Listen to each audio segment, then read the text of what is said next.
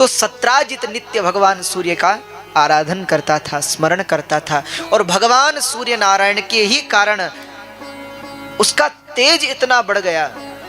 एक दिन भगवान सूर्य नारायण उसके सन्मुख प्रकट हुए तो कहा कि बताओ सत्राजित तुमको क्या चाहिए।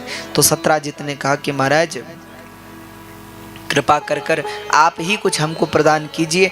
तो सूर्य नारायण भगवान ने प्रेम पूर्वक सत्राजित को एक मणि दे दी। उस मणि का नाम था स्यमंतक मणि। स्यमंतक नाम की मणि दे दी। और अब तो उस मणि को एक सोने के इसमें लगा करके सत्राजित नित्य उसको पहन करके घूमता था। कहते हैं उसका तेज इतना था कि सत्राजित दूसरे सूर्य के समान दिखने लगा। नित्य उस मणि का पूजन करता और वह मणि नित्य उसको 8 भार सोना देती थी। नित्य उसका पूजन करे और उससे 8 भार सोना प्रकट होता था। ये उस मणि का चमत्कार था। कहते हैं एक दिन सत्राजित वह मणि पहन करके भगवान की राजसभा में पहुंच गया। भगवान की जो सभा है राजसभा, राजसभा में पहुंच गया। अच्छा, भगवान के पास क्यों गया? बोले भगवान की राजसभा में बड़े बड़े लोग रहते हैं, जरा हमको भी देखे लोग। होता है ना, लोग नए वस्त्र पहन करके ऐसी जगह जाते हैं जहाँ 10-5 लोग बैठे कि लोग हमारी तारीफ करें। तो सत्राजित मणि पहन करके वहां पहुंच गया और जो जाने लगा तो द्वारपाल भागते भागते भगवान के प्रभु प्रभु। भगवान का क्या हुआ? बोले महाराज साक्षात सूर्य भगवान आपसे मिलने को आ रहे हैं। तो भगवान ने कहा भैया वो सूर्य भगवान नहीं है, वो सत्राजित है, आने दीजिए। तो सत्राजित अंदर आए, भगवान को नमस्कार किया। भगवान ने कहा बैठिए। महाराज आपका तेज तो दूसरे सूर्य के समान लग रहा है, भगवान ने कह दिया। तो सत्राजित को अभिमान तो हो ही गया था। बोले हाँ हाँ। अच्छा, चर्चा चलते चलते सत्राजित ने कह दिया, बोले महाराज इस मणि का एक चमत्कार है, ये एक दिन में 8 भार सोना देती है। तो किसी भगवान के मंत्री ने कह दिया कि सत्राजित ये मणि अगर तुम्हारे पास रहेगी तो केवल तुम्हारा भला होगा, तुम्हारे परिवार का भला होगा, किंतु यदि ये मणि भगवान के पास होगी तो सारी द्वारिका नगरी का पालन पोषण होगा। क्योंकि राजा के पास यदि कीमती वस्तु है तो उससे पूरी प्रजा का पालन होता है। तो सत्राजित ने जो सुना, भगवान ने तो नहीं कहा पर किसी मंत्री ने कह दिया, तो सत्राजित बड़ा क्रोधित हो गया। अरे बोले हमने तपस्या करके मणि पाई है, ऐसे ही किसी को बांटते थोड़े फिरेंगे। और क्रोधित होकर राजसभा से चला गया। भगवान ने कहते हैं सत्राजित वापस अपने घर पर आया। कुछ दिन बीते। एक दिन सत्राजित का एक भाई था, उसका नाम था प्रसेनजित। तो प्रसेनजित एक दिन अपने बड़े भाई सत्राजित के पास आया और सत्राजित से बोला भैया क्या ये मणि, क्या आप हमसे प्रेम करते हैं? तो सत्राजित ने कहा बिल्कुल करते हैं, तुम तो हमारे छोटे भाई हो। तो इतना सुनते ही प्रसेनजित बोला कि भैया ये मणि जरा थोड़ी देर के लिए हमको दे दीजिए, हम भी इसको पहन करके नगर में जाएंगे। तो प्रेमवश सत्राजित ने वो मणि अपने गले से उतार करके प्रसेनजित को पहना दी।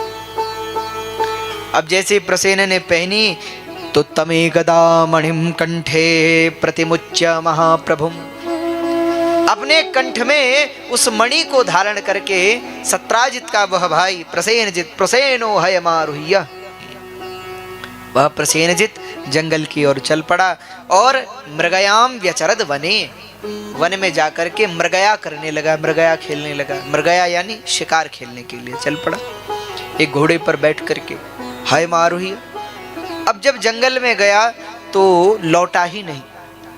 1 दिन हो गया, 2 दिन हो गए, 3 दिन हो गए, कई दिन बीत गए। लेकिन जब प्रसेनजित नहीं लौटा तो सत्राजित को कुछ लगा कि हो ना हो हमारे भाई को किसी ने मार दिया है। और भैया संपत्ति तो कई बार मृत्यु का कारण बन जाती है। और अब सत्राजित के मन में क्या विचार हुआ कि कहीं ऐसा तो नहीं है कि भगवान ने ही हमारे भाई को मरवा दिया हो मणि के लोभ में आकर के। क्योंकि उस दिन वो मांग रहे थे, हमने दी नहीं, तो शायद ऐसा तो नहीं कि हमारे भाई को भगवान ने मरवा दिया और मणि ले ली। तो अच्छा, व्यक्ति के पास कोई बात होती है तो वो किससे कहे? तो सबसे पहले पत्नी से कहता है। तो सतराजी जितने अपने हृदय का भार हल्का करने के लिए पत्नी से कहा, बोले देवी मुझे तो लगता है कि अब प्रसेनजीत जीवित नहीं है। पत्नी ने कहा, महाराज आपको ऐसा क्यों लगता है? बोले हम कुछ दिन पहले भगवान की सभा में गए थे ना, वहाँ कुछ लोग मणि कह रहे थे भगवान को दे दो, हमने नहीं दी। तो कहीं ऐसा तो नहीं है कि शायद, मुझे तो लगता है भगवान कृष्ण ने ही हमारे भाई को मार करके मणि ले ली।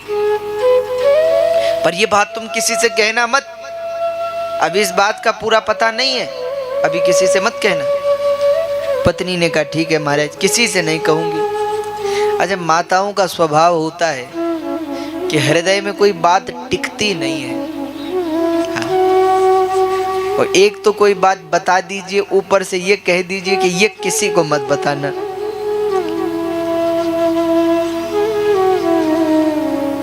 तब तो भैया बस। तो सतराजित ने एक तो बात बता दी और ऊपर से ये भी कह दिया किसी को मत कहना। पत्नी ने कहा ठीक है। अब एक दिन पत्नी के घर पर उनकी खास सहेली आ गई और पत्नी ने कहा, बहन एक बात कहती हूँ पर तू किसी से मत कहना। क्या? अरे बोले हमें लगता है कि हमारे देवर को भगवान ने ही मरवाया है, मणि के लोभ में मणि ले ली। कहते हैं ये सुनकर के उसने कहा ठीक, पर ये बात कहना मत किसी से, अभी पूरा पता नहीं। बोले ठीक है। वो भी चली गई, उसने अपनी सहेली से कह दिया। तो करने करने जपन जना, एक कान से दूसरे कान में, दूसरे कान से तीसरे कान में बात फैलते फैलते पूरी द्वारका में फैल गई और भगवान पर कलंक लग गया कि भगवान ने ही प्रसेन को मारा है मणि के लोभ। बताओ, ये संसार है। लोग हमारे पास आते कहते महाराज हम इतना अच्छा करते हैं फिर भी लोग हमको बुरा ही कहते हैं। लोग हमारे पास आते हम सबका भला चाहते हैं लेकिन महाराज सबकी मदद भी करते हैं और फिर भी लोग हम पर ही दोषारोपण कर देते हैं। ऐसा क्यों महाराज? संसार बुरा है। हमने कहा ऐसा क्यों होता है महाराज? हमने कहा लोगों ने भगवान को नहीं छोड़ा, लोगों ने सीता जी पर कलंक लगा दिया, लोगों ने भगवान राम पर कलंक लगा दिया, लोगों ने भगवान कृष्ण पर कलंक लगा दिया, जो सारी द्वारका के अधिपति हैं। क्या वो एक मणि चुराएंगे? पर भैया संसार को प्रसन्न करना असंभव है। संसार को कोई खुश नहीं कर सकता। आप कितना भी अच्छा काम कर लीजिए, अगर 10 में से 8 लोग खुश होंगे तो 2 नाराज तब भी होंगे ही।